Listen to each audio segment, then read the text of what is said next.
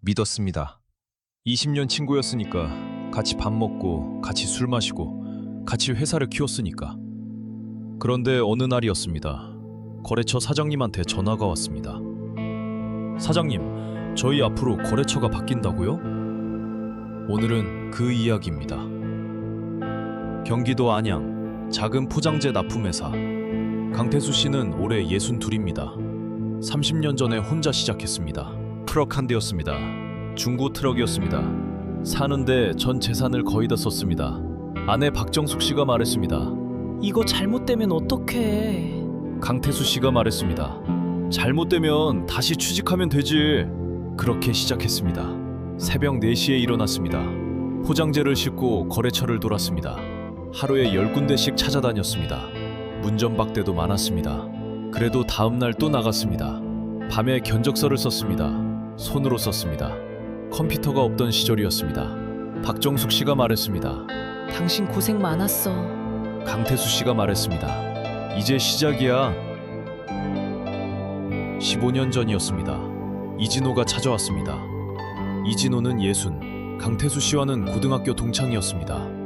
20년 넘게 알고 지낸 사이였습니다. 집안 사정도 알고 자식 이름도 알고 아픈데도 아는 사이였습니다. 태수야, 나 좀 도와줄 수 있어? 나 지금 좀 힘들어. 강태수 씨가 말했습니다. 무슨 일인데? 나 영업 잘하잖아. 너 회사에서 같이 일하면 안 될까? 내가 거래처 더 뚫을게. 강태수 씨가 고개를 끄덕였습니다. 20년 친구였으니까. 그렇게 동업이 시작됐습니다. 이진호는 말 그대로 영업을 잘했습니다. 부침성이 좋았습니다. 거래처 사람들 생일을 챙겼습니다. 명절마다 선물을 돌렸습니다. 술자리도 마다하지 않았습니다. 덕분에 회사 매출이 올랐습니다. 강태수 씨는 안살림을 맡았습니다. 생산, 납품, 재고 관리. 이진호가 거래처를 뚫어오면 강태수 씨가 납품을 책임졌습니다. 잘 맞았습니다. 15년 동안 싸운 적이 거의 없었습니다. 이진호 아들 결혼식에 주례를 섰습니다. 강태수 씨 아내가 아팠을 때 병원을 같이 다녔습니다. 회사 일보다 개인 사정을 더 많이 하는 사이가 됐습니다. 강태수 씨는 이진호를 친형처럼 생각했습니다. 아니, 친형보다 더 가깝다고 생각했습니다. 초반에 매출이 안 나오는 달이 있었습니다. 이진호가 말했습니다. 태수야, 나 이번 달 급여 나중에 줘도 돼. 직원들 먼저 줘. 그 한마디가 고마웠습니다. 그래서 더 믿었습니다. 그래서 더 배신감이 컸습니다. 그런데 5년 전부터 이진호가 조금씩 달라졌습니다. 회사 일보다 개인 약속이 많아졌습니다. 거래처 미팅 결과를 늦게 보고했습니다. 계약서를 자기 책상에 먼저 가져갔습니다. 강태수 씨가 물으면 내가 알아서 할게라고 했습니다. 이상한 일도 있었습니다. 거래처 한비식품 김 사장님이 강태수 씨한테 말했습니다. 강 사장님, 이 이사님이 요즘 개인적으로 자주 연락하시네요? 강태수 씨가 말했습니다. 그래요? 영업 때문에 그런 거겠죠? 네, 뭐 그런 것 같기도 하고 그냥 말씀드리는 거예요. 강태수 씨가 그 말을 흘려들었습니다. 또 어느 날은 직원이 말했습니다. 사장님, 이 이사님이 요즘 점심을 혼자 드시러 나가세요? 예전엔 같이 먹었는데. 강태수 씨가 말했습니다. 바쁜가 보지? 그때마다 강태수 씨는 그냥 넘겼습니다. 20년 친구니까 설마 하는 마음이 있었습니다. 그런데 설마가 현실이 됐습니다. 어느 날이었습니다. 거래처 중 하나인 한비식품 김 사장님한테 전화가 왔습니다. 강 사장님, 저희 다음 달부터 거래처가 바뀐다는 연락을 받았는데요. 강태수 씨가 굳었습니다. 무슨 말씀이세요? 이진호 이사님한테 연락이 왔어요. 새로 차린 회사로 거래처 이전한다고요. 강태수 씨가 전화를 끊었습니다. 이진호한테 전화했습니다. 받지 않았습니다. 다시 걸었습니다. 역시 받지 않았습니다. 강태수 씨가 다른 거래처에 전화했습니다. 비슷한 답변이 돌아왔습니다. 3군데, 5군데, 7군데. 전화할수록 가슴이 내려앉았습니다. 오성마트 박 사장님이 말했습니다. 강 사장님, 솔직히 말씀드리면 이 이사님이 2달 전부터 연락하셨어요. 단가도 더 싸게 해주신다고. 2달 전이었습니다. 강태수 씨가 이진호랑 같이 밥을 먹던 때였습니다. 회사 앞으로 어떻게 키울지 얘기하던 때였습니다. 그때 이미 준비하고 있었습니다. 대명포장 최 사장님이 말했습니다. 강 사장님, 저는 안 갈 거예요. 10년 동안 강 사장님이 직접 챙겨주셨잖아요. 강태수 씨가 말했습니다. 고맙습니다, 최 사장님. 전화를 끊고 잠깐 눈을 감았습니다. 전부 이진호한테 연락을 받았다고 했습니다. 새로 차린 회사 이름은 진호포장이었습니다. 강태수 씨가 사업자 등록을 조회했습니다. 한 달 전에 등록된 회사였습니다. 대표자 이름 이진호. 강태수 씨가 사무실에 혼자 앉았습니다. 거래처 목록을 펼쳤습니다. 이진호가 관리하던 거래처가 표시됐습니다. 전체 매출의 60%였습니다. 그 거래처들이 전부 진호포장으로 넘어가고 있었습니다. 강태수 씨가 계산했습니다. 이 거래처들이 빠지면 회사가 버틸 수 없었습니다. 직원들 월급도 줄 수 없었습니다. 15년이 한순간에 무너지는 것이었습니다.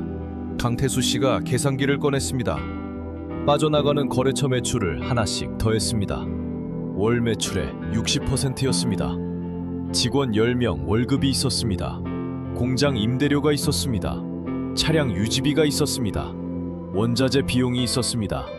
이 거래처들이 빠지면 2달을 버티기 어려웠습니다.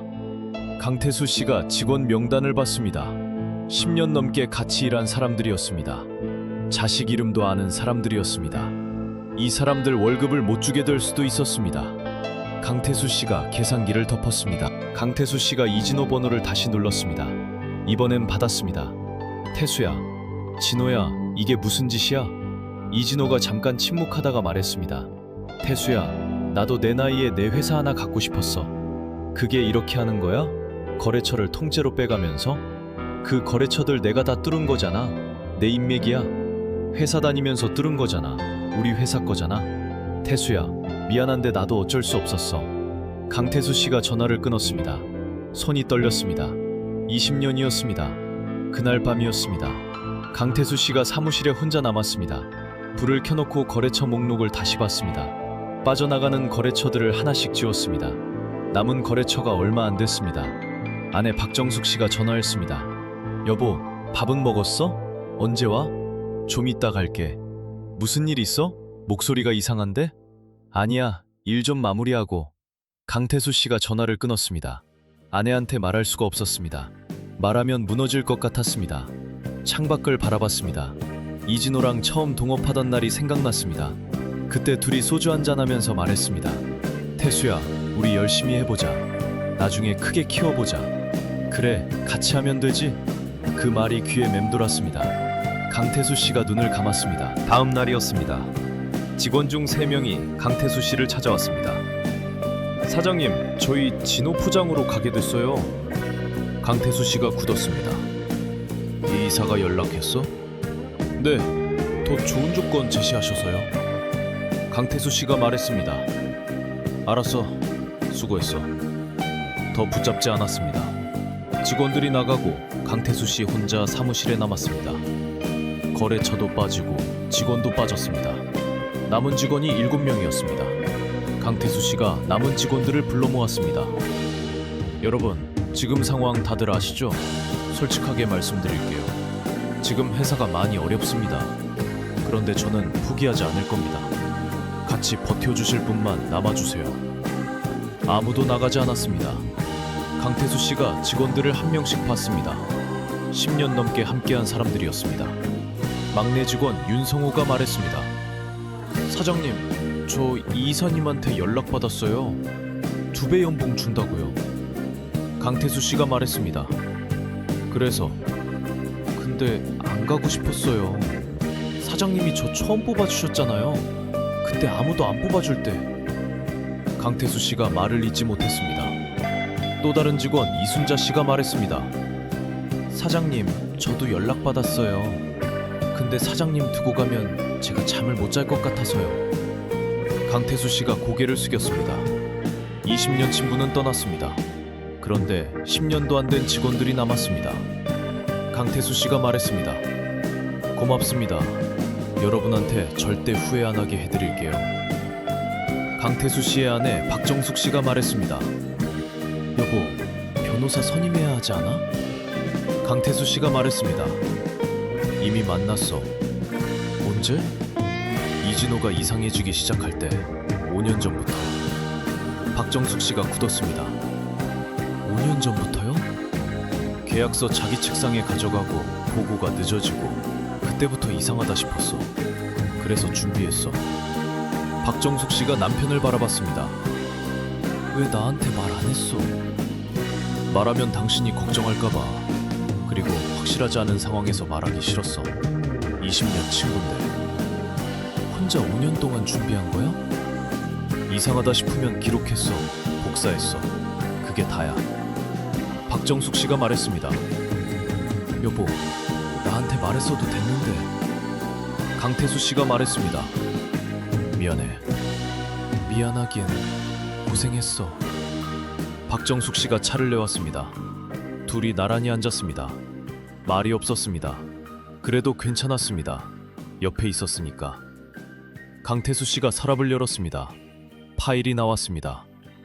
첫 번째, 거래처 계약서 사본 전부였습니다.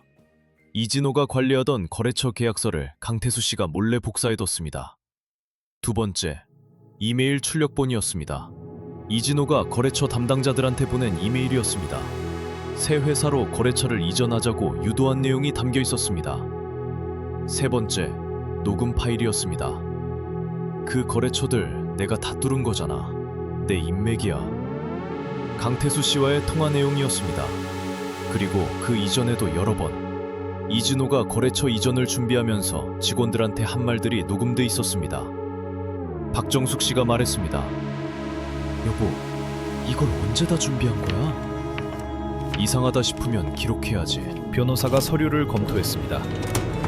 사장님, 이 정도면 충분합니다. 영업비밀 침해, 부정경쟁 행위, 손해배상 청구까지 가능해요.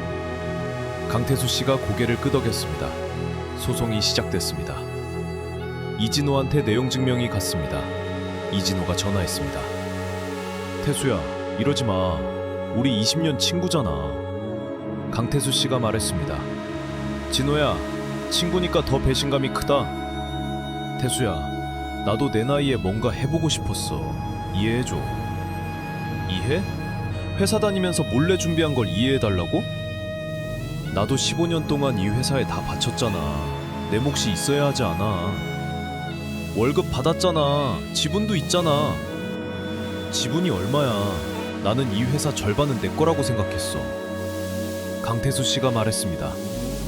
그럼 그 얘기를 나한테 했어야지. 왜 거래처를 몰래 빼가? 이진호가 말했습니다. 태수야, 합의하자. 내가 거래처 일부 돌려줄게. 손해배상도 일부 할게. 일부가 아니야. 전부 돌려놔. 그건 안 돼. 이미 계약서 쓴 데도 있어. 그럼 법대로 하자. 이진호가 목소리를 높였습니다. 태수야, 소송하면 우리 사이 끝이야. 20년이 날아가는 거야.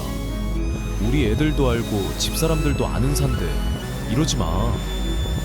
강태수 씨가 말했습니다.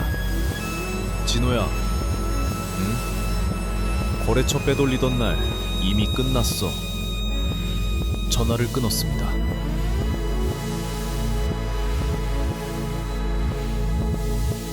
법원이 판결을 내렸습니다.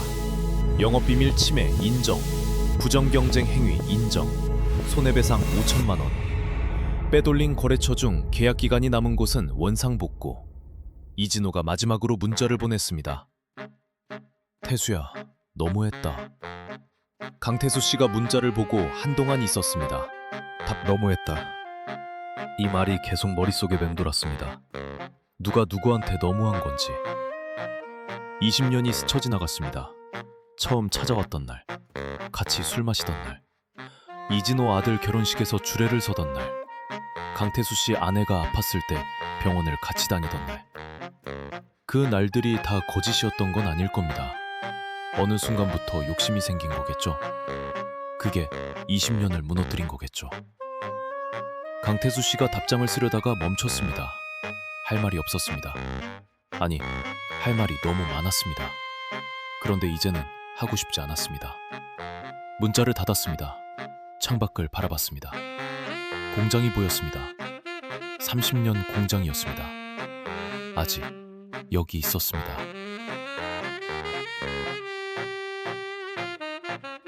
강태수 씨가 남은 직원 7명과 회의를 했습니다. 이제 우리끼리 다시 시작합니다. 빠진 거래처는 우리가 직접 뚫읍시다. 직원 중 막내 윤성호가 말했습니다.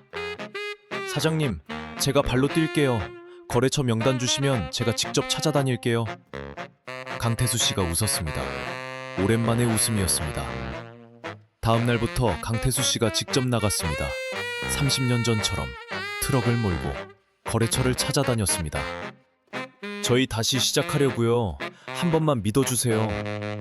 어떤 곳은 문전박대였습니다. 어떤 곳은 한번 해봅시다라고 했습니다. 그걸로 충분했습니다. 한 군데씩 뚫었습니다. 한 달이 지났습니다.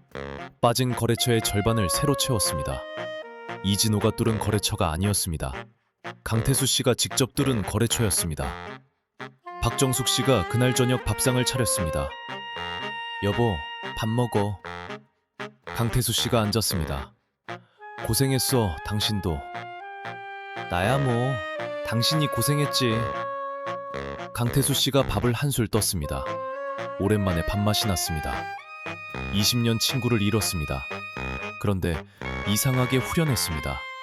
그럴 사람이었으니까 처음부터. 나쁜 사람은 반드시 드러납니다. 20년 친구니까 믿었겠죠. 같이 회사를 키웠으니까 믿었겠죠. 하지만 강태수 씨는 알고 있었습니다. 이상하다 싶던 그날부터 조용히 기록했습니다. 복사했습니다. 녹음했습니다. 친구를 위해서가 아니라 자신을 지키기 위해서. 세상에 완전한 배신은 없습니다. 반드시 흔적이 남습니다. 그럴 줄 알았습니다. 사람이니까. 주머니 속 편지는 말하지 못한 사랑을 대신 전합니다. 오늘 이야기가 통쾌하셨다면 구독과 좋아요로 응원해주세요. 다음 이야기도 곧 찾아오겠습니다.